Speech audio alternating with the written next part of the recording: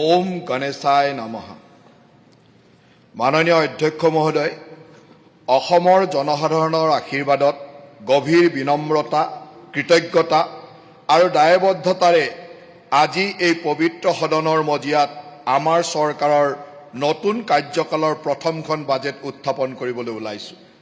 অসমৰ শান্তি, প্ৰগতি আৰু ৰূপান্তৰৰ যাত্ৰা অব্যাহত ৰাখি পথ প্ৰদৰ্শন কৰি অহা আমাৰ শক্তিশালী আৰু দূৰদৰ্শী মাননীয় মুখ্যমন্ত্ৰী ডক্টৰ হিমন্ত বিশ্ব শৰ্মাৰ নেতৃত্বত অসমৰ বিত্তমন্ত্ৰী হিচাপে মই প্ৰথমখন বাজেট উপস্থাপনৰ সৌভাগ্য লাভ কৰিছোঁ। অসমৰ জনসাধাৰণে আমাৰ চৰকাৰৰ ওপৰত পুনৰ এবাৰ আস্থা প্ৰকাশ কৰিছে। এই জনাদেশ কেৱল নিৰ্বাচনী বিজয় নহয়, ই অসমৰ জনসাধাৰণৰ আশা আকাংক্ষা আৰু আমাৰ চৰকাৰৰ সংকল্প পূৰণৰ এক পবিত্ৰ দায়িত্ব। অধ্যক্ষ মহোদয়, এই বছৰটোত অসমৰ জনসাধাৰণৰ বাবে এক বিশেষ তাৎপৰ্যপূৰ্ণ, কিয়নো এই বছৰতে ভাৰতৰত্ন ডক্টৰ ভূপেন হাজৰিকাৰ জন্ম শতবাৰ্ষিকী উদযাপন কৰি আছোঁ। সেই অমৰ কণ্ঠস্বৰে অসমৰ আত্মা, মানৱতা আৰু সম্প্ৰীতিৰ বাণী সমগ্ৰ বিশ্বতে বিয়পাই দিছিল। মানুহে মানুহৰ বাবে শীৰ্ষক তেওঁৰ যুগজয়ী গীতে আমাক সদায় সোঁৱৰাই দিয়ে যে ৰাজহুৱা জীৱন দয়া, মৰ্যাদা আৰু জনসাধাৰণৰ সেৱাত প্ৰতিষ্ঠিত হ'ব লাগে। কৌটিল্যৰ অৰ্থশাস্ত্ৰত সুশাসনৰ চিৰন্তৰ নীতি সন্দৰ্ভত এইদৰে উল্লেখ আছে: প্ৰজা সুখং সুখং ৰাজ, প্ৰজানম চ হিতে হিতম, নাপ্নপ্ৰিয়া হিতম ৰাজ, প্ৰজানামটো প্ৰিয়ম হিতম। ইয়াৰ অৰ্থ হৈছে শাসকৰ সুখ প্ৰজাৰ সুখতে নিহিত হৈ থাকে, শাসকৰ কল্যাণ প্ৰজাৰ কল্যাণতে নিহিত হৈ থাকে। সেয়ে কেৱল শাসকৰ ব্যক্তিগত সুখ দিয়ে সেয়া প্ৰকৃত অৰ্থত কল্যাণকৰ নহয়। প্ৰজাৰ বাবে যি কল্যাণকৰ আৰু প্ৰিয়, সেয়াই শাসকৰ বাবে প্ৰকৃতাৰ্থত কল্যাণকৰ। মানৱতাবাদ, সামূহিক দায়বদ্ধতা আৰু জনকল্যাণৰ মনোভাৱ সন্মুখত ৰাখি মই এই পবিত্ৰ সদনত 2026-27 বৰ্ষৰ বিত্তীয় বাজেট উপস্থাপন কৰিবলৈ লৈছোঁ। বিগত এটা দশকত অসমে অস্থিৰৰ পৰা শান্তি, অৱহেলাৰ পৰা ৰাষ্ট্ৰীয় অগ্ৰাধিকাৰ আৰু অনিশ্চয়তাৰ পৰা দৃঢ় উন্নয়নৰ দিশে যাত্ৰা সূচনা কৰিছে। নতুন কাৰ্যকালত আমাৰ চৰকাৰে এই শক্তিশালী ভেটি অধিক সুদৃঢ় কৰি বিকশিত ভাৰত আৰু বিকশিত অসমৰ লক্ষ্যত উপনীত কৰাৰ ক্ষেত্ৰত অসমক অগ্ৰণী অৱদানকাৰী ৰাজ্য হিচাপে প্ৰতিষ্ঠা কৰিবলৈ আগবাঢ়িছে। আমাৰ লক্ষ্য হৈছে এখন উৎপাদনশীল, সৰ্বাত্মক আৰু জ্ঞানচালিত অসম নিৰ্মাণ কৰা, যিয়ে অসমৰ বানপানীৰ বিপদজনক ক্ষেত্ৰৰ পৰা জলবায়ু সহনশীলতালৈ, পৰম্পৰাগত কৃষিৰ পৰা উচ্চ মূল্যৰ উৎপাদনশীলতালৈ, গতানুগতিক জীৱিকাৰ নিৰ্ভৰৰ পৰা উদ্যোগ, উদ্যমিতা আৰু ডিজিটেল অৰ্থনীতিলৈ অগ্ৰসৰ হ'ব, আৰু যাৰ প্ৰগতিত ব্ৰহ্মপুত্ৰ উপত্যকাৰ পৰা বৰাক উপত্যকালৈ, পাহাৰীয়া অঞ্চলৰ পৰা চাহ বাগিচালৈ প্ৰতিটো অঞ্চলতে সমান অংশীদাৰিত্ব থাকে। এইখন ৰাষ্ট্ৰীয় গণতান্ত্ৰিক মৰ্চা চৰকাৰৰ একাদশ বাজেট। যোৱা নিৰ্বাচনত জনসাধাৰণে প্ৰদান কৰা ঐতিহাসিক জনাদেশে অৰ্পণ কৰা গভীৰ দায়বদ্ধতাৰে এই বাজেট দাখিল কৰা হৈছে। এই বাজেট কেৱল চলিত বিত্তীয় বৰ্ষতে সীমাবদ্ধ নহয়, ই আগন্তুক 5 বছৰৰ বাবে এক স্পষ্ট আৰু সুদূৰ প্ৰসাৰী কৰ্মপন্থা নিৰ্ধাৰণ কৰিছে। আমাৰ দৃঢ় সংকল্প হৈছে যে অসমত জন্ম লাভ কৰা আটাইতকৈ দুৰ্গম গাঁও আৰু দৰিদ্ৰতম পৰিয়ালৰ শিশুটিও যাতে 2047 চনৰ স্বাধীনতাৰ শতবৰ্ষ উদযাপনৰ সময়ত নিজৰ আকাংক্ষাক বাস্তৱতে ৰূপায়িত কৰাৰ বাবে সমান সুযোগ, আত্মবিশ্বাস আৰু গৌৰৱান্বিত হ'ব পাৰে।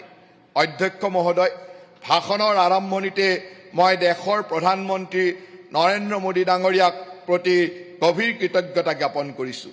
অসমৰ প্ৰতি থকা তেখেতৰ বিশেষ গুৰুত্ব আৰু দৃঢ় সংকল্পৰ বাবে অসমত আজি আত্মবিশ্বাস, সংযোগ আৰু সুযোগৰ এক নতুন যুগৰ সূচনা হৈছে। তেখেতৰ সুযোগ্য নেতৃত্বত অসমে আজি ভাৰতবৰ্ষৰ 31 নীতিৰ প্ৰধান স্তম্ভলৈ পৰিগণিত হোৱাৰ লগতে উত্তৰ পূৰ্বাঞ্চলৰ অষ্টলক্ষ্মীৰ ভিতৰত বিকাশৰ অন্যতম চালিকা শক্তিলৈ ৰূপান্তৰিত হৈছে। ৰাজ্যখনত শান্তি, সুস্থিৰতা আৰু নিৰাপত্তাৰ বাতাবৰণ সৃষ্টি কৰাৰ ক্ষেত্ৰত আগবঢ়োৱা অবিৰত সমৰ্থনৰ বাবে মই মাননীয় গৃহমন্ত্ৰী অমিত শ্বাহ ডাঙৰীয়াকো আন্তৰিক কৃতজ্ঞতা জ্ঞাপন কৰিছোঁ। তেখেতৰ মাৰ্গদৰ্শনত সমগ্ৰ ৰাজ্যখনৰ উন্নয়ন, বিনিয়োগ আৰু সামাজিক সম্প্ৰীতিৰ ক্ষেত্ৰত এক অনুকূল পৰিৱেশ গঢ় লৈ উঠিছে।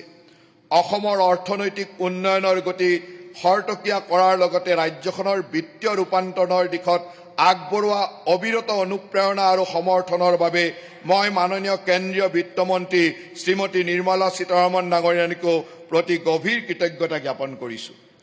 মই এই কথা ক'ব বিচাৰোঁ যে মাননীয় মুখ্যমন্ত্ৰী ডক্টৰ হিমন্ত বিশ্ব শৰ্মাৰ দূৰদৰ্শী নেতৃত্বই ৰাজ্যখনৰ শান্তি আৰু নিৰাপত্তা, কল্যাণ, আন্তঃগাঁথনি, বিনিয়োগ আৰু ৰাজহুৱা সেৱা প্ৰদানৰ ক্ষেত্ৰত নতুন উচ্চতালৈ লৈ গৈছে।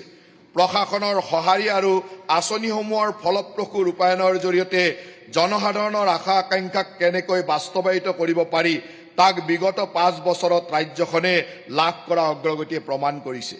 বিগত 5 বছৰত অসমৰ উল্লেখযোগ্য পৰিৱৰ্তনে আমাৰ মাননীয় মুখ্যমন্ত্ৰী ডক্টৰ হিমন্ত বিশ্ব শৰ্মাৰ দূৰদৰ্শী নেতৃত্ব আৰু অবিচল কৰ্মনিষ্ঠাক প্ৰতিফলিত কৰে। তেখেতৰ দৃষ্টিভংগীৰে চিৰন্তৰ সংস্কৃত জ্ঞানৰ লগত এনেদৰে সংগতি ৰাখে। উদ্যমিত হি সিদ্ধিয়ান্তি কাৰ্যনে ন মনোৰথ ন হি সুপ্তস্য সিংহস্য প্ৰৱেশতি মুখে মৃগা। অৰ্থাৎ কাম কেৱল প্ৰচেষ্টাৰে সফল হয়, ইচ্ছাৰে নহয়। শুই থকা সিংহৰ মুখলৈ চিকাৰ নাহে। গতিকে সেই একে নীতি আগত ৰাখি মুখ্যমন্ত্ৰী ডাঙৰীয়াৰ নেতৃত্বত আমাৰ চৰকাৰখনে প্ৰতিটো মুহূৰ্তত কাম কৰি গৈছে। এই মনোভাৱেৰে তেখেতৰ অসমৰ ভাৰতৰ শীৰ্ষ 5খন ৰাজ্যৰ ভিতৰত স্থান দিয়াৰ সপোন দেখিবলৈ আমাক উদ্বুদ্ধ কৰিছে। এই দৃষ্টিভংগীত ঋগ্বেদীয় আদৰ্শ অনুৰণিত হয়। বৃহৎ বদেম বিদতে সুবিৰা। আমি শক্তিশালী আৰু সক্ষম লোকৰ মাজত মহৎ লক্ষ্যলৈ চেষ্টা কৰিব পাৰোঁ আৰু গৌৰৱেৰে কথা ক'ব পাৰোঁ। এই বাজেট 2047 চনৰ ভিতৰত সেই দৃষ্টিভংগীৰে বাস্তৱায়িত কৰাৰ দিশত এক নিৰ্ণায়ক পদক্ষেপ। আমাৰ এই সাহস আৰু শক্তি প্ৰদান কৰাৰ বাবে মাননীয় মুখ্যমন্ত্ৰী মহোদয়ক মই ধন্যবাদ জ্ঞাপন কৰিছোঁ। অধ্যক্ষ মহোদয়, অসমৰ ৰূপান্তৰৰ যাত্ৰা এনে এক সময়ত আগবাঢ়িছে যি সময়ত বিশ্ব অৰ্থনীতি, ভূ ৰাজনৈতিক উত্তেজনা, অস্থিৰ পণ্যমূল্য আৰু পৰিৱৰ্তিত অৰ্থনৈতিক পৰিস্থিতিৰ বাবে অনিশ্চয়তাৰ মুখলৈ গৈ আছে। অসমৰ অৰ্থনীতি সুস্থিৰ আৰু স্থিতস্থাপক হৈ থাকিলেও ক্ৰমবৰ্ধমান ৰাষ্ট্ৰীয় আৰু গোলকীয় পৰিস্থিতিৰ পৰিপ্ৰেক্ষিতত বিত্তীয় শৃংখলা, ৰাজহুৱা সম্পদৰ দায়িত্বশীল ব্যৱহাৰৰ ওপৰত গুৰুত্ব আৰোপ কৰা হৈছে। বিগত এটা দশকত অসমৰ বিত্তীয় যাত্ৰা অতিশয় উল্লেখনীয় হৈ উঠিছে। 2025-26 বৰ্ষৰ বাজেটৰ আকাৰ প্ৰায় 3 গুণ বৃদ্ধি হৈ 2,0782 কোটি টকা হৈছে। আনহাতে দক্ষ ৰূপায়ণৰ ক্ষমতা আৰু ৰাজহুৱা সম্পদৰ উপযুক্ত ব্যৱহাৰক প্ৰতিফলিত কৰি বাজেটৰ ধন ব্যৱহাৰৰ হাৰ 58%ৰ পৰা অভিলেখ সংখ্যক 85%লৈ বৃদ্ধি পাইছে। এনে উন্নয়নৰ এতিয়া জনসাধাৰণৰ জীৱনতো প্ৰতিফলিত হ'বলৈ আৰম্ভ কৰিছে। জনমূৰি আয় 2015-16 বৰ্ষত 60,817 টকাৰ পৰা 3 গুণ অধিক বৃদ্ধি হৈ 2025-26 বৰ্ষত 1,85,429 টকা হৈছে। এই পৰিসংখ্যাই সূচায় যে অসমৰ বিকাশ যাত্ৰা অধিক বিস্তৃত আৰু অন্তৰ্ভুক্তিমূলক হৈ পৰিছে। অসমৰ নিজস্ব বিত্তীয় শক্তি উল্লেখনীয়ভাৱে উন্নত হৈছে। আইনৰ সঠিক ৰূপায়ণ, প্ৰযুক্তি নিৰ্ভৰ সুশাসন আৰু ধাৰাবাহিক অৰ্থনৈতিক বিকাশৰ বাবে ৰাজ্যৰ নিজস্ব কৰ 2015-16 বৰ্ষত 12,848 কোটি টকাৰ পৰা 2025-26 বৰ্ষত 39,294 কোটি টকালৈ বৃদ্ধি পাইছে। মুঠ ৰাজহ প্ৰাপ্তিৰ ক্ষেত্ৰত নিজা উৎস ৰাজহৰ অংশ 2015-16 বৰ্ষত 30%ৰ পৰা বৃদ্ধি পাই 25-26 বৰ্ষত 36% হৈছে। আমাৰ চৰকাৰে বিত্তীয় আত্মনিৰ্ভৰতা শক্তিশালী কৰাৰ উদ্দেশ্যে 2031 চনৰ ভিতৰত নিজা উৎসৰ ৰাজহৰ বৰঙণি 50%লৈ বৃদ্ধি কৰাৰ সংকল্প গ্ৰহণ কৰিছে। ষষ্ঠদশ বিত্ত আয়োগে অসমৰ উন্নত বিত্তীয় প্ৰদৰ্শনক স্বীকৃতি প্ৰদান কৰি ৰাজ্যসমূহৰ অংশৰ ক্ষেত্ৰত অসমৰ অংশ 3.128%ৰ পৰা 3.258%লৈ বৃদ্ধি কৰিছে। ইয়াৰ ফলত চলিত বৰ্ষত কেন্দ্ৰীয় হস্তান্তৰ হিচাপ প্ৰায় 50,000 কোটি টকা হ'ব। উৎপাদনশীল আৰু সম্পদ সৃষ্টিকাৰী ব্যয়ৰ দিশত হোৱা ব্যাপক পৰিৱৰ্তনৰ প্ৰতিফলন কৰি মূলধনী ব্যয় 2015-16 বৰ্ষত 2,951 কোটি টকাৰ পৰা 2025-26 বৰ্ষত 26,531 কোটি টকালৈ বৃদ্ধি কৰা হৈছে। আমাৰ চৰকাৰে মূলধনী ব্যয়ৰ বাৰ্ষিক বৃদ্ধি কমেও 10% বজাই ৰখাৰ প্ৰচেষ্টা অব্যাহত ৰাখে। অসমৰ বহিঃসাহায্যপ্ৰাপ্ত EAPৰ পৰিসৰো যথেষ্ট বৃদ্ধি হৈছে। চতুৰ্দশ বিত্তীয় আয়োগৰ সময়ছোৱাত প্ৰায় 7,500 কোটি টকাৰ 9টা প্ৰকল্প অনুমোদিত হৈছিল। ইয়াৰ তুলনাত পঞ্চদশ বিত্ত আয়োগৰ সময়ছোৱাত এই পৰিসৰ 7 গুণলৈকে অধিক বৃদ্ধি পায় প্ৰায় 53,000 কোটি টকাৰ 51টা প্ৰকল্প হয়গৈ। পুঁজি মুকলিৰ পৰিমাণ প্ৰায় 3,748 কোটি টকাৰ পৰা বৃদ্ধি পাই 14,400 কোটি টকাতকৈ অধিক হৈছে আৰু বৰ্তমান বাৰ্ষিক পুঁজি মুকলিৰ পৰিমাণ 6,000 কোটি টকা অতিক্ৰম কৰিছে। ই কেৱল প্ৰকল্পসমূহৰ ৰূপায়ণ কৰাই নহয়, বৰঞ্চ সেইবোৰ ফলপ্ৰসূভাৱে ৰূপায়ণ কৰাৰ ক্ষেত্ৰতো আমাৰ দক্ষতাক প্ৰদৰ্শন কৰে। উন্নয়নমূলক ব্যয় বৃদ্ধি পোৱাৰ পাছতো অসমে বিত্তীয় অনুশাসন অক্ষুণ্ণ ৰাখিছে। 2025-26 বৰ্ষত ঋণ আৰু GSDPৰ অনুপাত 24.81% হৈ আছে, যি FRBMৰ 32% সীমাৰ ভিতৰতে আছে। ই অসমক দেশৰ বিত্তীয়ভাৱে বিচক্ষণ ৰাজ্যসমূহৰ ভিতৰত স্থান দিছে। ৰাজ্যখনত প্ৰতিষ্ঠানিক ঋণ প্ৰবাহো উল্লেখনীয়ভাৱে উন্নত হৈছে। 2016 বৰ্ষৰ মাৰ্চ মাহত অসমৰ ঋণ জমাৰ অনুপাত 41.10%ৰ পৰা বৃদ্ধি হৈ 2026 চনৰ মাৰ্চত 73.52% হৈছে। ইয়াৰ দ্বাৰা এইটো স্পষ্ট যে উৎপাদনমুখী কাৰ্যকলাপৰ বাবে অসমত সংগৃহীত জমাৰাশিৰ বৃহৎ অংশ ৰাজ্যখনৰ ভিতৰতে ব্যৱহাৰ কৰি থকা হৈছে। অধ্যক্ষ মহোদয়, বিগত কেইবছৰমান ধৰি অসমে এক শক্তিশালী উন্নয়নৰ গতি অব্যাহত ৰাখিছে। আমাৰ দলৰ সংকল্প পত্ৰৰ সৈতে সংগতি ৰাখি ফেব্ৰুৱাৰী মাহত দাখিল কৰা লেখানুদানৰ ভাষণত অতীতৰ সফলতা আৰু ভৱিষ্যতৰ দৃষ্টিভংগী বিস্তৰিতভাৱে উল্লেখ কৰা হৈছিল। ইয়াৰ উদ্দেশ্য আছিল অন্তৰ্ভুক্তিমূলক বিকাশৰ লগতে জনকল্যাণ সুনিশ্চিত কৰা আৰু এক গতিশীল শাসন ব্যৱস্থাৰ জৰিয়তে ৰাজ্যখনক আগুৱাই নিয়া। এতিয়া মই আমাৰ দূৰদৰ্শী মুখ্যমন্ত্ৰী মাননীয় হিমন্ত বিশ্ব শৰ্মা ডাঙৰীয়াৰ পৰিকল্পনাৰ ধাৰণাত অষ্টাদশ মুকুতাৰ উন্নয়নী মালা উপস্থাপন কৰিবলৈ ওলাইছো। 2026-27 বৰ্ষৰ বাবে নিৰ্ধাৰিত এই 18খন ধ্বজাবাহী আঁচনিয়ে এক সুৰক্ষিত, সমৃদ্ধ, বিকশিত অসম গঢ়ি তোলাৰ যাত্ৰাত অসমৰ পথ নিৰ্দেশনা প্ৰদান কৰিব। প্ৰথম ধ্বজাবাহী আঁচনি হৈছে নিযুক্তিৰ নতুন দিগন্ত, অতিৰিক্ত 2 লাখ নিযুক্তিৰ লক্ষ্য। অধ্যক্ষ মহোদয়, আমাৰ চৰকাৰে 1 লাখ নিযুক্তিৰ প্ৰতিশ্ৰুতি দিছিল আৰু আমি সেই প্ৰতিশ্ৰুতি ইতিমধ্যে অতিক্ৰম কৰি বিগত 5 বছৰত 1,64,000তকৈ অধিক চৰকাৰী চাকৰি প্ৰদান কৰিছোঁ। এই ধাৰাবাহিকতা অক্ষুণ্ণ ৰাখি আমি এতিয়া নিযুক্তি প্ৰদানৰ পৰৱৰ্তী পৰ্যায়ত উপনীত হৈছোঁ। অনাগত 5 বছৰত চৰকাৰী বিভাগ, বিশ্ববিদ্যালয়, চিকিৎসা মহাবিদ্যালয়, আইনগত সংস্থা, ছ'চাইটি, ষষ্ঠ অনুসূচিত অন্তৰ্গত পৰিষদ আৰু সৰহ পৰিমাণে ৰাজহুৱা অংশীদাৰিত্ব থকা কোম্পানী আদি সামৰি ৰাজহুৱা খণ্ডত ৰাজ্যখনত 2 লাখ নিযুক্তি প্ৰদানৰ লক্ষ্য স্থিৰ কৰা হৈছে। এই লক্ষ্যৰে এক বিস্তৃত পৰিকল্পনা প্ৰস্তুত কৰাৰ বাবে মুখ্য সচিবৰ সভাপতিত্বত এক বিশেষ টাস্ক ফ'ৰ্চ গঠন কৰা হৈছে। প্ৰাথমিক পৰ্যায়ত আৰু অধিক খালী পদ সৃষ্টিৰ লক্ষ্যৰে গ্ৰহণ কৰা এই পদক্ষেপে বৰ্তমান কৰ্মচাৰীসকলক সময়মতে পদোন্নতি দিয়াত সহায় কৰিব।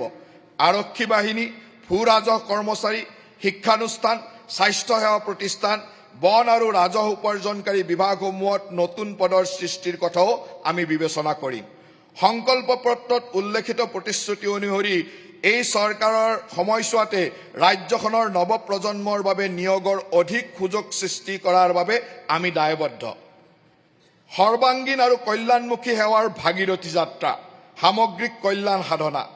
অধ্যক্ষ মহোদয়, আমি বিশ্বাস কৰোঁ যে যোগ্যজনৰ কল্যাণ সাধন কৰাটোৱে আমাৰ একমাত্ৰ উদ্দেশ্য নহয়। কল্যাণৰ লগে লগে সমাজৰ সকলো শ্ৰেণীৰ জনসাধাৰণক সামৰি লোৱা দৃষ্টিভংগী, সততা আৰু নৈতিক প্ৰমূল্যসমূহকো সুদৃঢ় হ'ব লাগিব। এই উদ্দেশ্য আগত ৰাখি আমি অতি প্ৰণালীবদ্ধভাৱে এলানি পদক্ষেপ গ্ৰহণ কৰিছোঁ। আধাৰ ভিত্তিক প্ৰমাণীকৰণকে ধৰি ডিজিটেল ইনফ্ৰাষ্ট্ৰাকচাৰৰ পৰা ডিবিটি স্কিমছ অধীনত একত্ৰিত ডিজিটেল হিতাধিকাৰী গাঁথনিৰ জৰিয়তে সকলো হিতাধিকাৰীমুখী আঁচনি প্ৰদান কৰা হ'ব। অধ্যক্ষ মহোদয়, মহিলা সবলীকৰণৰ আৰু লিংগ সমতা সুদৃঢ় কৰাৰ অৰ্থে বহু বিবাহত লিপ্ত হোৱা কোনো পুৰুষে কোনো চৰকাৰী কল্যাণমুখী আঁচনিৰ অধীনত সুবিধা লাভৰ বাবে যোগ্য বিবেচিত নহ'ব। ইয়াৰ উপৰি মহিলা সবলীকৰণ, লিংগ বৈষম্য দূৰ কৰা আৰু এক সুস্থ পাৰিবাৰিক পৰিৱেশ গঢ়াৰ দৃঢ় সংকল্পৰ সৈতে সংগতি ৰাখি আমাৰ চৰকাৰে অসম সেৱা অনুশাসন আৰু আবেদন নিয়মাৱলী 2064 সংশোধন কৰাৰ এক প্ৰস্তাৱ কৰিছে। এই নিয়ম অনুসৰি কোনো চৰকাৰী কৰ্মচাৰীয়ে বহুবিবাহ কৰা বুলি প্ৰমাণ হ'লে তেওঁক আইনমতে চাকৰিৰ পৰা বৰ্খাস্ত কৰা হ'ব। সততা আৰু দায়িত্বশীল নাগৰিকৰ প্ৰসাৰৰ অৰ্থে মই প্ৰস্তাৱ কৰোঁ, যিকোনো অপৰাধমূলক আইনৰ অধীনত দোষী সাব্যস্ত কৰা কোনো ব্যক্তিয়ে অধিসূচিত চৰকাৰী কল্যাণমূলক আঁচনিৰ সুবিধা লাভ কৰাৰ বাবে যোগ্য বিবেচিত নহ'ব। বিধানসভাৰ নিৰ্বাচন প্ৰক্ৰিয়াৰ সময়ত নিয়মীয়া বাজেট উত্থাপন কৰিব নোৱাৰাৰ বাবে প্ৰাপ্ত নোহোৱা কল্যাণকামী আঁচনিসমূহৰ সুবিধা আমি অহা আগষ্ট মাহৰ পৰা পুনৰ আৰম্ভ কৰিম। অৰুণোদয় আমাৰ ৰাজ্যখনৰ আটাইতকৈ বৃহৎ সামাজিক সাহায্য আঁচনি আৰু ই হৈছে অসমৰ আটাইতকৈ বেছি স্বীকৃতিপ্ৰাপ্ত কল্যাণমূলক পদক্ষেপসমূহৰ ভিতৰত অন্যতম। পূৰ্বৰ পৰ্যায়সমূহৰ পৰা আমি লাখ লাখ মহিলা নেতৃত্বাধীন পৰিয়ালক প্ৰত্যক্ষ মাহেকীয়া সাহায্য আগবঢ়াই অহা অৰুণোদয় আঁচনিয়ে এতিয়া সমগ্ৰ ৰাজ্যখনত প্ৰায় 40 লাখ পৰিয়ালৰ ওচৰ চাপিবলৈ সক্ষম হৈছে। ই পৰিয়ালসমূহৰ পৰিচয়ৰ প্ৰতীক আৰু সৰ্বাংগীন কল্যাণৰ প্ৰতি আমাৰ চৰকাৰৰ প্ৰতিশ্ৰুতিবদ্ধতাৰ চিন হৈ পৰিছে। আগষ্ট মাহৰ পৰা অৰুণোদয়ৰ অধীনত ধন বিতৰণ পুনৰ আৰম্ভ হ'ব। একে সময়তে ইয়াৰ লাভালাভ আটাইতকৈ যোগ্য পৰিয়ালসমূহে লাভ কৰাটো নিশ্চিত কৰিবলৈ আমাৰ চৰকাৰে যোগ্য হিতাধিকাৰীৰ অন্তৰ্ভুক্তি কৰা আৰু অযোগ্য হিতাধিকাৰীক বাদ দিয়াৰ লেখীয়া স্বচ্ছ আৰু নিৰন্তৰ প্ৰক্ৰিয়াৰ জৰিয়তে এই আঁচনিখন শক্তিশালী কৰি ৰাখিব। আমি অৰুণোদয় প্লাছৰ জৰিয়তে শ্বহীদ কুশল কোঁৱৰ সাৰ্বজনীন বৃদ্ধ পেঞ্চনৰ ধন আৰু বিধৱা পেঞ্চনৰ আঁচনিৰ প্ৰদানৰ কাম অব্যাহত ৰাখিম। অধ্যক্ষ মহোদয়, আমাৰ চৰকাৰে আগষ্ট মাহৰ পৰা ৰাষ্ট্ৰীয় খাদ্য সুৰক্ষা আইনৰ ৰেচন কাৰ্ডধাৰীসকললৈকে ৰেহাই মূল্যত মচুৰ দাইল আৰু চেনি যোগান ধৰাৰ কাম আৰম্ভ কৰিব। পশ্চিম এছিয়া সংকটৰ বাবে এই অত্যাৱশ্যকীয় সামগ্ৰীৰ মূল্য বৃদ্ধি পোৱা হেতু ৰাজসাহায্যৰ পৰিমাণ পৰিৱৰ্তনশীল হ'ব আৰু ই বজাৰ মূল্যৰ সৈতে সংযোজিত হৈ থাকিব। আমি সঠিক সময়ত সৰিয়হ তেলকো এই সামগ্ৰীৰ তালিকাত অন্তৰ্ভুক্ত কৰাৰ সম্ভাৱনীয়তা সম্পৰ্কে পৰীক্ষা কৰি চাম। সৰিয়হ তেলৰ ক্ষেত্ৰত আমাৰ চৰকাৰৰ অগ্ৰাধিকাৰ হ'ব স্থানীয়ভাৱে উৎপাদিত সৰিয়হ তেলৰ প্ৰচাৰ আৰু প্ৰসাৰ ঘটোৱা আৰু আমাৰ অন্নদাতাসকলক সহায় কৰা। শিক্ষা সমাপ্ত কৰি কৰ্মসংস্থান লাভ কৰাৰ আগৰ সময়ছোৱাত 48,366 গৰাকী স্নাতক ডিগ্ৰীধাৰীক মাহে 2,500 টকাকৈ আৰ্থিক সাহায্য প্ৰদানেৰে জীৱন প্ৰেৰণা নামৰ আঁচনিখন আমি ছেপ্টেম্বৰ মাহৰ পৰা পুনৰ আৰম্ভ কৰিম। 2026-27 শিক্ষাবৰ্ষত মুখ্যমন্ত্ৰীৰ নিযুত মইনা আঁচনিৰ অধীনত সাহায্যৰ ধন হস্তান্তৰ প্ৰক্ৰিয়া 2026 চনৰ অক্টোবৰ মাহৰ পৰা আৰম্ভ হ'ব। শিক্ষাৰ্থীসকলে আগষ্ট মাহৰ পৰা আবেদন পত্ৰসমূহ পূৰণ কৰিব পাৰিব। মই অত্যন্ত আনন্দৰে ঘোষণা কৰোঁ যে এতিয়াৰে পৰা মুখ্যমন্ত্ৰীৰ নিযুত বাবু আঁচনিখনো চৰকাৰৰ এখন নিয়মীয়া আঁচনি হ'ব। এতিয়ালৈকে আমি এই দুইখন আঁচনিৰ অধীনত 5,46,479 গৰাকী শিক্ষাৰ্থীক 374 কোটি টকা বিতৰণ কৰিছোঁ। 2026-27 বৰ্ষৰ এই আঁচনিৰ জৰিয়তে উপকৃত হ'বলগীয়া শিক্ষাৰ্থীৰ সংখ্যা প্ৰায় 5,30,718 গৰাকী। এই বছৰ ডক্টৰ বাণীকান্ত কাকতি মেধা বঁটাৰ অধীনত প্ৰায় 18,000 শিক্ষাৰ্থীয়ে স্কুটি লাভ কৰিব। শৈক্ষিক সাহায্যৰ সমতাপূৰ্ণ বিতৰণ সুনিশ্চিত কৰিবলৈ লাভ কৰা নম্বৰৰ এক নিৰ্দিষ্ট শতকৰা হাৰতে যাতে সাহায্য সীমাবদ্ধ হৈ নাথাকে আৰু অধিক সংখ্যক যোগ্য শিক্ষাৰ্থী উপকৃত হ'ব পাৰে, তাৰ বাবে এই আঁচনিৰ অধীনৰ বৰ্তমানৰ স্কুটি বিতৰণ প্ৰক্ৰিয়া অহা শিক্ষাবৰ্ষৰ পৰা বন্ধ কৰা হ'ব। ইয়াৰ অধীনত উপলব্ধ ধন নিযুত মাইনা আৰু নিযুত বাবু আঁচনিৰ দুখনৰ শক্তিশালীকৰণ আৰু সম্প্ৰসাৰণৰ ক্ষেত্ৰত ব্যৱহাৰ কৰা হ'ব। আগষ্ট মাহৰ পৰা মই অসমৰ নৱবৈষ্ণৱ ধৰ্মীয় পৰম্পৰাক আধ্যাত্মিক গুৰু আৰু সত্ৰ পৰিচালনাৰ অবিচ্ছেদ্য অংগস্বৰূপ 621 গৰাকী উদাসীন ভকতৰ মাহিলী 1500 টকাৰ আৰ্থিক সাহায্য প্ৰদানৰ পুনৰ আৰম্ভ কৰিম। আমাৰ চৰকাৰে মুখ্যমন্ত্ৰীৰ কৃষি সহায়জুলি যোজনাৰ জৰিয়তে ক্ষুদ্ৰ আৰু উপান্ত কৃষকসকলক সাহায্য প্ৰদান ব্যৱস্থা অব্যাহত ৰাখিছে। এই আঁচনিৰ অধীনত PM কিষাণ আঁচনিৰ সৈতে সংগতি ৰাখি প্ৰতিগৰাকী যোগ্য ক্ষুদ্ৰ আৰু উপান্ত কৃষকৰ বছৰি 11,000 টকাৰ আৰ্থিক সাহায্য প্ৰদান কৰা হয়। আমাৰ চৰকাৰে এক সম্প্ৰসাৰিত ক্ৰয় কাৰ্যসূচীৰ জৰিয়তে কৃষকসকলক যথোচিত মূল্য সুনিশ্চিত কৰিছে। 2025-26 বৰ্ষৰ ন্যূনতম সমৰ্থন মূল্যৰ উপৰিও অতিৰিক্ত ৰাজ্যিক প্ৰেৰণামূলক ৰাজসাহায্যৰ জৰিয়তে কৃষকসকলৰ পৰা 8 লাখ মেট্ৰিক টনতকৈ অধিক ধান ক্ৰয় কৰা হৈছিল। আমি ধান আৰু মাকৈৰ ক্ষেত্ৰত প্ৰতি কুইণ্টলত 200 টকা আৰু সৰিয়হৰ ক্ষেত্ৰত প্ৰতি কুইণ্টলত 300 টকাকৈ অতিৰিক্ত ৰাজসাহায্য অব্যাহত ৰাখিম। আমাৰ চৰকাৰে গেপ ছাপোৰ্ট স্কিমৰ জৰিয়তে প্ৰতি লিটাৰ গাখীৰত 5 টকাকৈ সাহায্য প্ৰদান কৰি দুগ্ধপালকসকলক সহায় আগবঢ়োৱাটো অব্যাহত ৰাখিব। ইয়াৰ ফলত প্ৰতি মাহে প্ৰায় 25,000 দুগ্ধপালক উপকৃত হয়। এই আঁচনি ৰূপায়ণৰ ফলস্বৰূপে সংগঠিত খণ্ডৰ দ্বাৰা দুগ্ধ ক্ৰয়ৰ পৰিমাণ প্ৰতিদিনে 97,554 লিটাৰৰ পৰা 1,43,035 লিটাৰলৈ বৃদ্ধি পাইছে। এই বৃদ্ধিৰ হাৰ হৈছে 47%। আমাৰ চৰকাৰে অনুসূচিত জাতি, অনুসূচিত জনজাতি, অন্যান্য পিছপৰা শ্ৰেণী, চাহ জনগোষ্ঠী, আদিবাসী সম্প্ৰদায় আৰু দিব্যাংগজনৰ মেধাৱী শিক্ষাৰ্থীসকলক জলপানী, শৈক্ষিক উদগনি আৰু প্ৰতিযোগিতামূলক পৰীক্ষাৰ বাবে সাহায্য প্ৰদান কাৰ্যসূচীৰ জৰিয়তে সহায় আগবঢ়াই যাব। 2026-27 বৰ্ষৰ এই জলপানী আৰু সাহায্য আঁচনিৰ জৰিয়তে 3,75,000তকৈ অধিক ছাত্ৰ ছাত্ৰী উপকৃত হ'ব বুলি আশা কৰা হৈছে। আমি চাহ বাগিচাৰ গৰ্ভৱতী মহিলা শ্ৰমিকসকলৰ উন্নত মাতৃত্বকালীন যত্ন আৰু পৰিপুষ্টি নিশ্চিত কৰিবলৈ 15,000 টকাৰ আৰ্থিক সাহায্য প্ৰদান ব্যৱস্থা অব্যাহত ৰাখিম। 2025-26 বৰ্ষত এই আঁচনিৰ অধীনত চাহ বাগিচা এলেকাত 32,882 গৰাকী গৰ্ভৱতী মহিলা শ্ৰমিকলৈ সাহায্য আগবঢ়োৱা হৈছে আৰু এই বছৰ প্ৰায় 35,000 গৰাকী এনে মহিলা উপকৃত হ'ব বুলি আমি আশা ৰাখিছোঁ। আমি HIV/AIDS-ৰ দ্বাৰা প্ৰভাৱিত পৰিয়ালসমূহৰ লক্ষ্য নিৰ্ধাৰিত সামাজিক সাহায্য পুনৰ আৰম্ভ কৰিম, য'ত যোগ্য সংক্ৰমিত আক্ৰান্ত শিশু আৰু মৃত HIV/AIDS ৰোগীৰ বিধৱা পত্নীসকলক 1 লাখ টকাকৈ আৰ্থিক সাহায্য প্ৰদান কৰা হ'ব।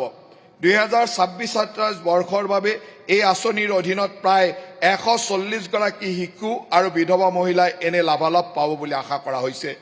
অধ্যক্ষ মহোদয়, বিভিন্ন হিতাধিকাৰীক সামৰি আমাৰ চৰকাৰে লোৱা কল্যাণমূলক আঁচনিসমূহৰ এই পবিত্ৰ সদনে নিশ্চয় শলাগ ল'ব।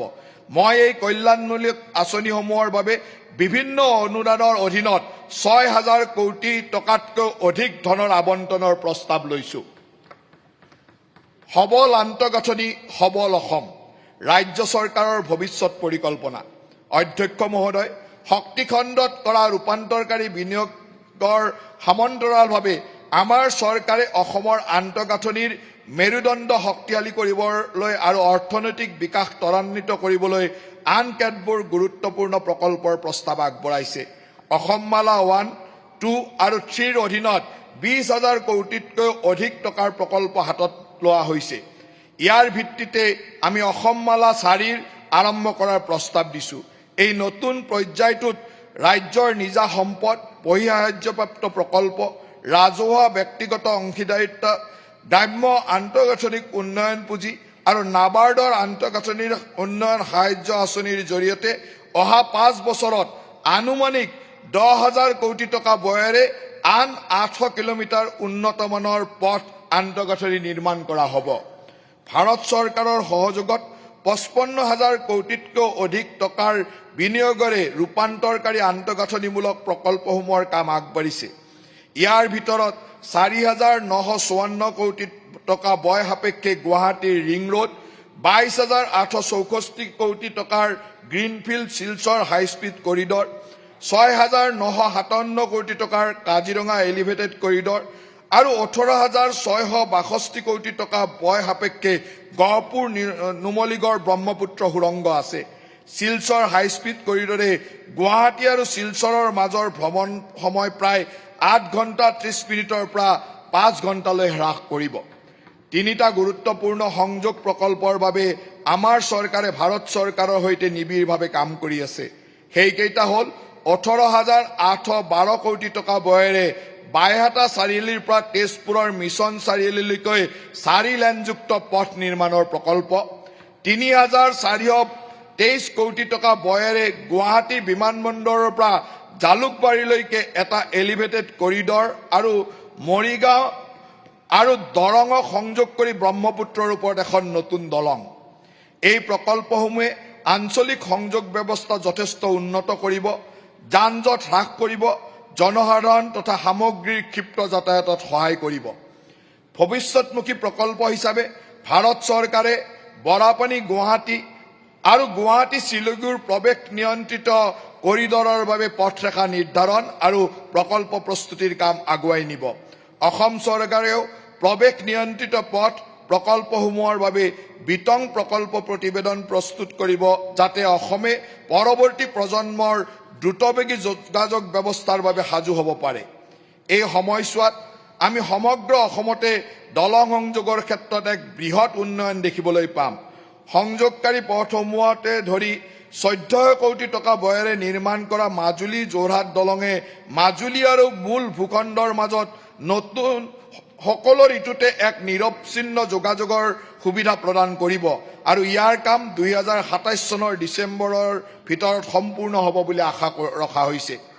আমি 3,197 কোটি টকা ব্যয়েৰে নিৰ্মিত পলাশবাৰী শুৱালকুছি দলং আৰু 4,997 কোটি টকা ব্যয় সাপেক্ষে ধুবুৰী ফুলবাৰী দলঙৰ দৰে বৃহৎ দলং প্ৰকল্পৰো নিৰ্মাণ সম্পূৰ্ণ কৰিম।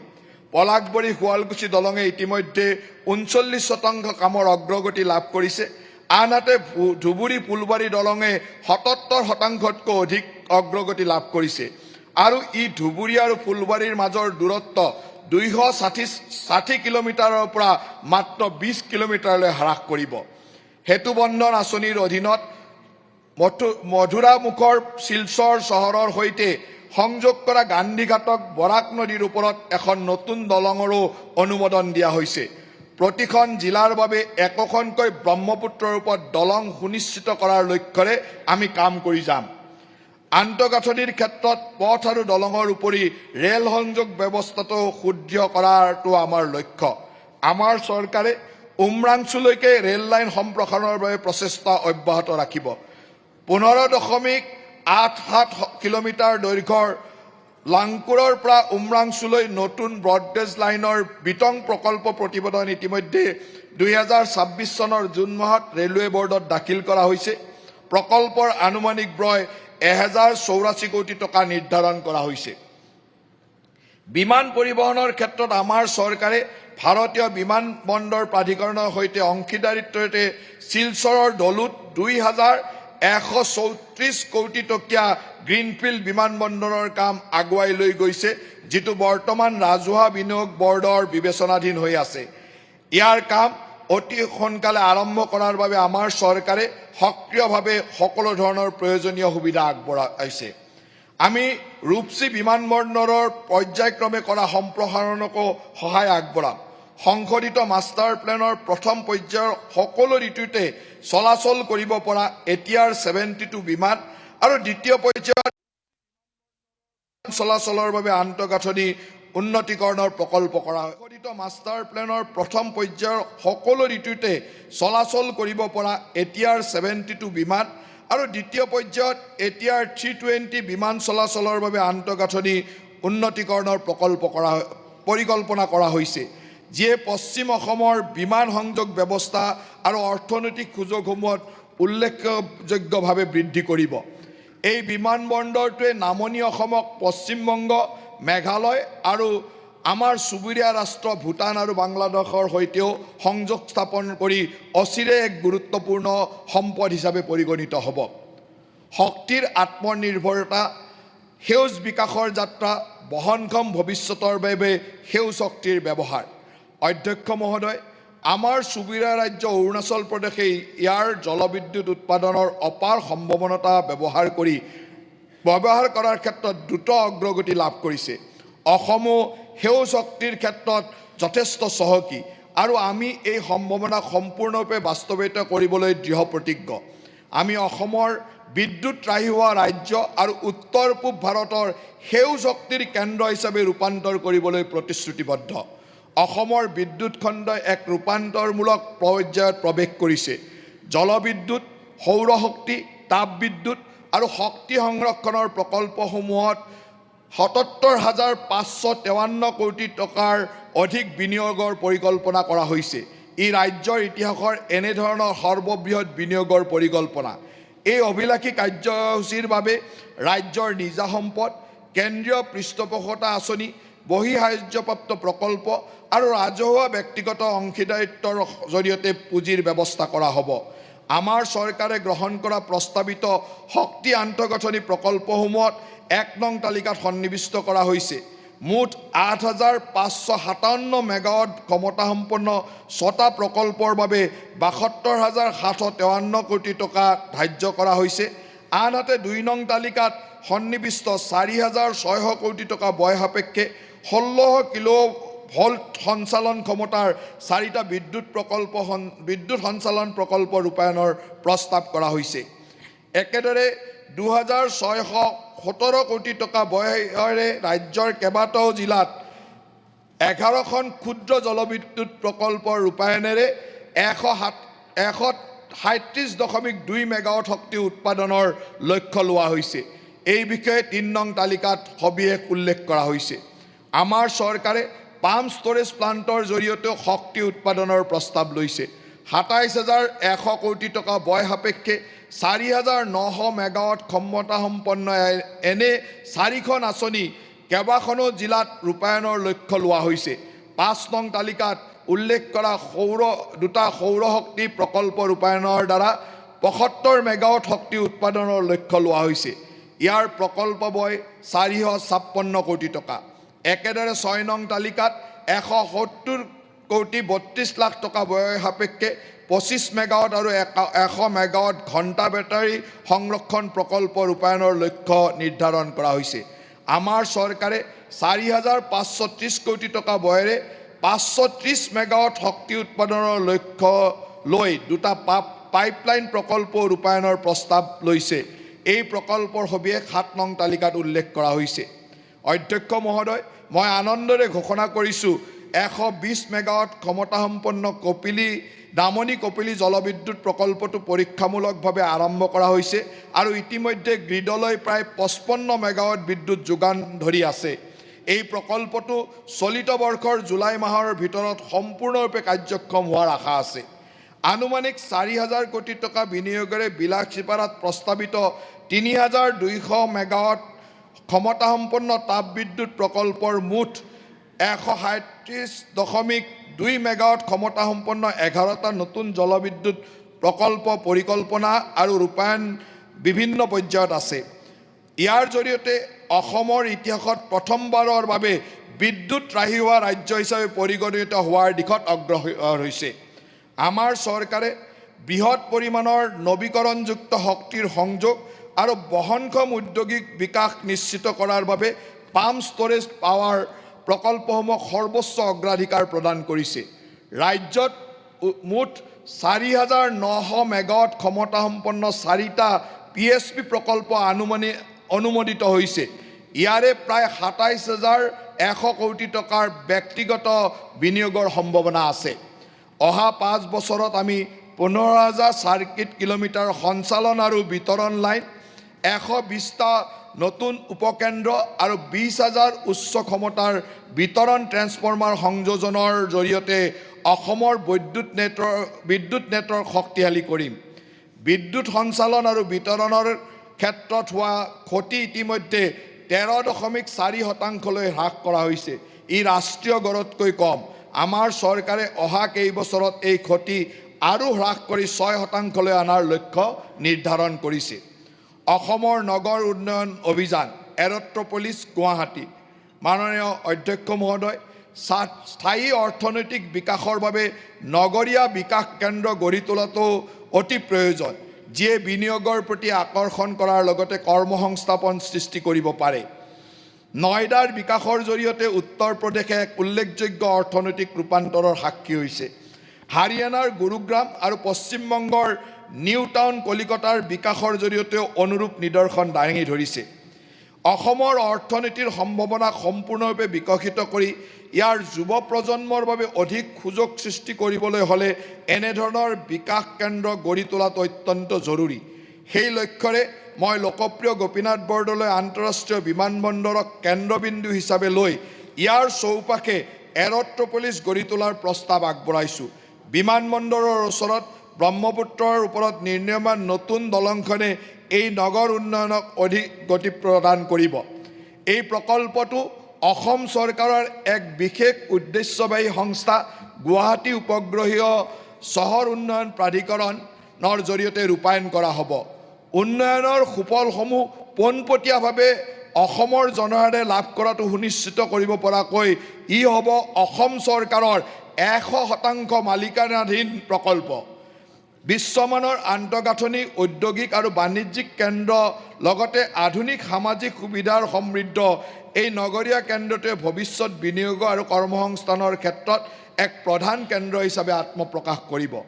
ভৱিষ্যত প্ৰজন্মৰ বিকাশ আৰু সমৃদ্ধিৰ বাবে এই ৰূপান্তৰকাৰী পদক্ষেপক সফল তুলিবলৈ মই অসমৰ জনসাধাৰণৰ সহায় সহযোগিতা বিনম্ৰভাৱে কামনা কৰিছোঁ। ৰূপান্তৰ প্ৰক্ৰিয়াত ত্বৰান্বিত কৰাৰ উদ্দেশ্যে মই উপগ্ৰহীয় চহৰ প্ৰকল্পৰ ভূমি অধিগ্ৰহণৰ বাবে 2100 কোটি টকাৰ আবণ্টন দিছোঁ। জলসিঞ্চন আৰু কৃষিৰ সমন্বয়। অধ্যক্ষ মহোদয়, অসমৰ প্ৰচুৰ জলসম্পদৰে পৰিপূৰ্ণ।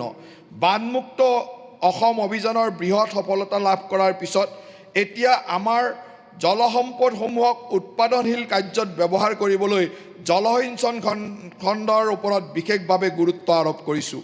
বহু বছৰ ধৰি জলসিঞ্চন খণ্ডটোৱে পাবলগীয়া গুৰুত্ব লাভ কৰা নাছিল। আমাৰ চৰকাৰৰ এই স্থিতি সলনি কৰিবলৈ দৃঢ় প্ৰতিজ্ঞ। বাৰিষা কালত বানপানী আৰু আবদ্ধ হৈ থকা পানীৰ বাবে মুকলি নলাৰ জৰিয়তে কৰা জলসিঞ্চন অসমত কাৰ্যক্ষম নহয় বুলি প্ৰমাণিত হৈছে। এই নলাসমূহক মেৰামতি আৰু ৰক্ষণাবেক্ষণো অত্যন্ত ব্যয়বহুল হোৱাৰ লগতে ইয়াৰ বাবে দীঘলীয়া সময়ৰ প্ৰয়োজন হয়।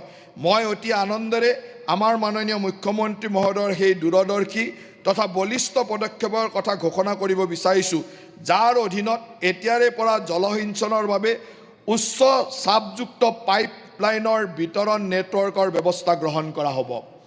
উচ্চ চাপযুক্ত পাইপলাইনৰ বিতৰণ নেটৱৰ্কৰ ফলত কেৱল ভূমি অধিগ্ৰহণৰ খৰচ বা পানীৰ অপচয় হ্ৰাস পোৱাই নহয়, বৰঞ্চ ইয়াৰ জৰিয়তে প্ৰকল্পসমূহ ক্ষিপ্ৰতাৰে ৰূপায়ণ কৰাৰ অতিৰিক্ত সুবিধাও পোৱা যাব। ই অতি কম সময়ৰ ভিতৰত ৰাজ্যৰ কৃষিখণ্ডলৈ এক অভূতপূৰ্ব বিপ্লৱ কঢ়িয়াই আনিব। পাইপলাইনযুক্ত বিতৰণ নেটৱৰ্কৰ সৈতে ক্ষুদ্ৰ আৰু মজলীয়া উত্তোলিত জলসিঞ্চন আঁচনিসমূহক চিনাক্ত আৰু ৰূপায়ণ কৰিবলৈ বৰাক, সোৱণশিৰি, মানা, বেকী, পুঠিমাৰী, জীয়াভৰলী, ধনশিৰি, কপিলী আদিৰ দৰে নদীত খৰাং বতৰতো ভূপৃষ্ঠৰ পানীৰ উপলব্ধতাৰ এক বিতং মূল্যায়ন কৰা হ'ব। এই লক্ষ্যত উপনীত হ'বৰ বাবে আমাৰ চৰকাৰে অহা 5 বছৰত প্ৰায় 3000 কোটিৰ পৰা 4000 কোটি টকাৰ অনুমানিক বিনিয়োগে এক উচ্চাকাংক্ষী জলসিঞ্চন সম্প্ৰসাৰণ কাৰ্যসূচী হাতত লোৱাৰ প্ৰস্তাৱ গ্ৰহণ কৰিছে। এই বিনিয়োগৰ ধন গ্ৰাম্য অৰ্থনীতিৰ উন্নয়ন পুঁজি, বহি সাহায্যপ্ৰাপ্ত প্ৰকল্প, কেন্দ্ৰীয় খণ্ডৰ আঁচনি আৰু ৰাজ্যিক বাজেটৰ সম্পদৰাশিৰ সৎব্যৱহাৰৰ কৰি সংগ্ৰহ কৰা হ'ব। চলিত বৰ্ষত অগ্ৰাধিকাৰ লাভ কৰিবলগীয়া অঞ্চল, উপযুক্ত জলসিঞ্চনৰ আৰ্হি, বিবেচনাধীন প্ৰকল্প আৰু বিত্তীয় বিকল্পসমূহক চিনাক্ত কৰি এক ব্যাপক পৰিকল্পনা প্ৰস্তুত কৰা হ'ব। ইয়াৰ বাবে মই চলিত বৰ্ষত 200 কোটি টকা ধাৰ্য কৰিছোঁ।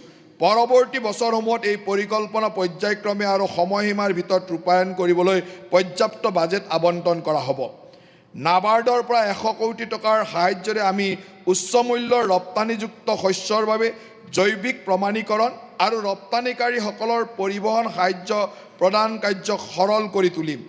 এই লক্ষ্যত উপনীত হ'বলৈ আমি গুৱাহাটীত এক এয়াৰ কাৰ্গো সুবিধাকে ধৰি ৰপ্তানি সম্পৰ্কীয় লজিষ্টিক ব্যৱস্থাটোক অধিক শক্তিশালী কৰিম। কৃষক উৎপাদক সংগঠনসমূহক আধুনিক বজাৰমুখী কৃষি অৰ্থনীতিৰ মূল ভেটি হিচাপে স্বীকৃতি দি আমাৰ চৰকাৰে কৃষি যান্ত্ৰিকীকৰণ, মূল্য সংযোজন, শস্য চপোৱাৰ পিছত আন্তঃগাঁথনি আৰু ব্যৱসায় সম্প্ৰসাৰণৰ বাবে মুখ্যমন্ত্ৰীৰ উৎকৰ্ষ যোজনা আৰম্ভ কৰিছে। ইয়াৰ প্ৰথম পৰ্যায়ত 2025-26 বৰ্ষত 254টা FPO FPSCক 12 লাখ টকাৰ আৰ্থিক সাহায্য প্ৰদান কৰা হৈছিল। আমি চলিত বৰ্ষত প্ৰতিটো FPO FPSCক 3 লাখ টকাৰ সাহায্য প্ৰদান কৰিম। ইয়াৰ উপৰি এই বছৰ 15 কোটি টকা ব্যয়েৰে আৰু 100টা FPO FPSCক উৎকৰ্ষ যোজনাৰ আওতালৈ অনা হ'ব। আমাৰ চৰকাৰে অসম চাহ উদ্যোগ বিশেষ উদগনি আঁচনিৰ জৰিয়তে চাহ খেতিয়কসকলক অধিক সহায় আগবঢ়াব। অধিক মূল্য সংযোজন কৰাৰ বাবে উদগনি যোগাবলৈ তথা অসমৰ চাহৰ ৰপ্তানি বৃদ্ধি কৰাৰ উদ্দেশ্যে অৰ্থডক্স আৰু বিশেষ চাহৰ শ্ৰেণীত এতিয়াৰ পৰা মাৎসা চাহকো অন্তৰ্ভুক্ত কৰা হ'ব। 2021-22 বৰ্ষত 4 কোটি 39 লাখ কিলোগ্ৰামৰ তুলনাত অসমৰ অৰ্থডক্স চাহৰ উৎপাদন বৃদ্ধি পাই 2025-26 বৰ্ষত প্ৰায় 8 কোটি কিলোগ্ৰাম হয়গৈ, যি বিগত 4 বছৰত 80%তকৈ অধিক।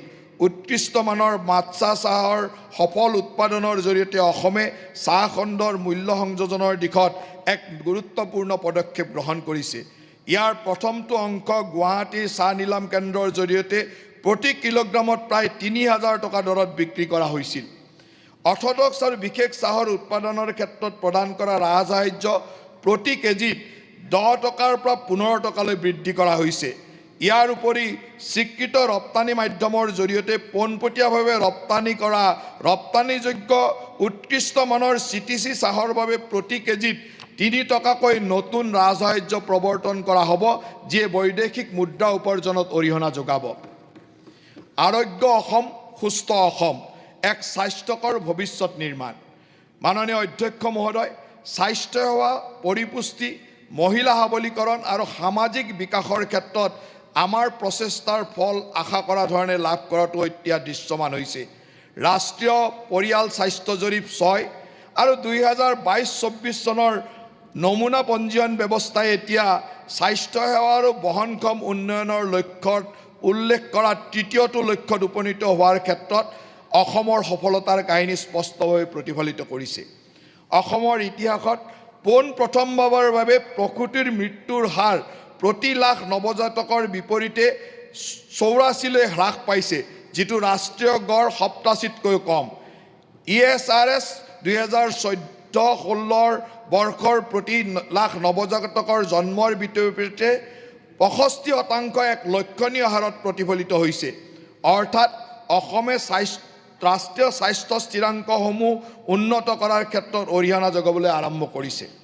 ৰাজ্যখনত প্ৰতিষ্ঠানিক প্ৰসৱৰ হাৰো 87.6%লৈ বৃদ্ধি পাইছে আৰু দক্ষ স্বাস্থ্যকৰ্মীৰ তত্বাৱধানত হোৱা প্ৰসৱৰ হাৰ 90.7%লৈ উন্নীত হৈছে। এই সাফল্যসমূহৰ সমান্তৰাল বাল্য বিবাহৰ হাৰ বিগত 3 বছৰত 62%লৈ হ্ৰাস পাইছে। মুঠ প্ৰজনন ক্ষমতাৰ হাৰ 1.9লৈ নিম্নগামী হৈছে, যাৰ ফলত জনসংখ্যাৰ বৃদ্ধিৰ হাৰ ৰাষ্ট্ৰীয় গড়ৰ সৈতে সংগতিপূৰ্ণ হৈ পৰিছে আৰু পৰিয়াল পৰিকল্পনাৰ অপূৰ্ণ হৈ থকা চাহিদাৰ হাৰ 7.4%লৈ হ্ৰাস পাইছে। এই গতিশীলতাক বজাই ৰাখিবলৈ মই গৌৰৱেৰে প্ৰস্তাৱ কৰিব বিচাৰোঁ যে আমাৰ চৰকাৰৰ কাৰ্যকালতে প্ৰতিটো উপকেন্দ্ৰত অন্ততঃ এগৰাকীকৈ MBBS চিকিৎসকৰ দ্বাৰা শক্তিশালী কৰা হ'ব আৰু তেওঁলোকক প্ৰয়োজনীয় সংখ্যক ANM GNM সহায় কৰিব। মই আপোনালোকক জনাবলৈ পাই নথৈ আনন্দিত হৈছোঁ যে সমগ্ৰ দেশৰ ভিতৰত এনেধৰণৰ এইটোৱেই হ'ব প্ৰথম পদক্ষেপ, য'ত উপস্বাস্থ্য কেন্দ্ৰত MBBS ডক্টৰ থকাৰ কথা আমাৰ চৰকাৰে ঘোষণা কৰিছে। আমাৰ সাব চেণ্টাৰসমূহত একোজনকৈ MBBS ডক্টৰ থকাৰ এই ঘটনা ভাৰতবৰ্ষৰ ভিতৰত প্ৰথম ৰাজ্য হৈ পৰিব যিয়ে সাব চেণ্টাৰ লেভেলতো MBBS ডক্টৰৰ প্ৰয়োজন বা উপলব্ধতা আনিব। ইয়াৰ উপৰি আন্তঃগাঁথনিৰ উন্নতিকৰণ, ৰোগ নিৰ্ণয়, ঔষধ, সা সঁজুলি আৰু সমৰ্পিত চিকিৎসক আৰু স্বাস্থ্যকৰ্মী নিয়োজিত কৰি চাহ বাগিচাৰ চিকিৎসালয়তো সহযোগিতা আগবঢ়াই আমি এই অঞ্চলসমূহৰ স্বাস্থ্য ব্যৱস্থাক অধিক শক্তিশালী কৰিম। সংশ্লিষ্ট চাহ বাগিচাসমূহে এই চিকিৎসালয়সমূহত পূৰ্বৰ দৰে সহায় কৰিব। আমি বৰ্তমানে থকা প্ৰথম ৰেফাৰেল ইউনিটসমূহক শক্তিশালী কৰিম আৰু প্ৰতিটো বিধানসভা সমষ্টিতে যাতে অন্ততঃ একোখনকৈ 50খন বিচনাযুক্ত FRU থাকে সেইটো নিশ্চিত কৰিবলৈ আমি এই ইউনিটসমূহ নতুনকৈ নিৰ্মাণ কৰিম। অধ্যক্ষ মহোদয়, মই সমগ্ৰ ৰাজ্যৰ স্বাস্থ্য প্ৰতিষ্ঠানৰ বাবে 6,814 গৰাকী MBBS চিকিৎসক, 82 গৰাকী আয়ুষ চিকিৎসক, 22,000 গৰাকী দন্ত চিকিৎসক, 22 গৰাকী দন্ত চিকিৎসক, 10,442 গৰাকী ষ্টাফ নাৰ্ছ, 4,669 গৰাকী ফাৰ্মাচিষ্ট, 4,669 গৰাকী লেবৰেটৰী টেকনিচিয়ান, 7